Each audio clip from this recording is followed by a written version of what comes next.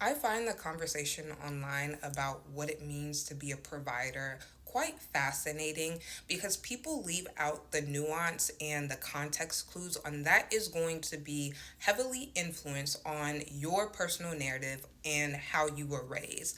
I think the conversation about relationship dynamics exists a lot within our fantasy and desires and excludes our personal upbringing. And I'm going to use myself for example.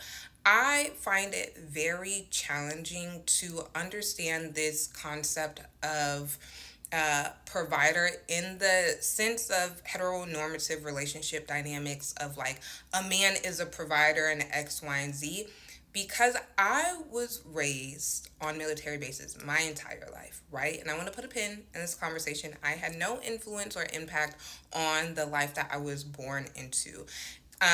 And that is really important as we're thinking about what relationship dynamics look like in adulthood, coming from being raised quite literally in a bubble, and what it means to like protect the household and the man being the head of the household.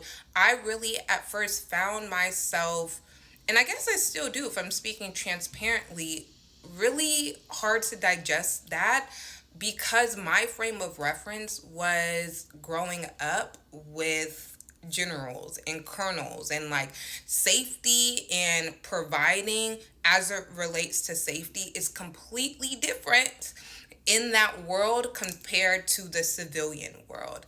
And you would have to understand that from a cultural context perspective, especially if you were raised by officers or generals or colonels or whatever the case may be, or drill sergeants if that was your prerogative and that's your parents, right?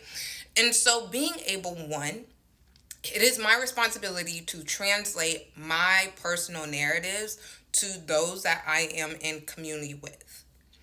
Two, it's also very important to demystify these conversations that are rooted online about the binaries of what a man should do, what a woman should do. This is the role of submission, this is the role of dominance, I guess you can say, within this power dynamic that I'm referring to, and really understanding, taking things with a grain of salt, but also integrating things into your relationship dynamics, into your love life that works for you.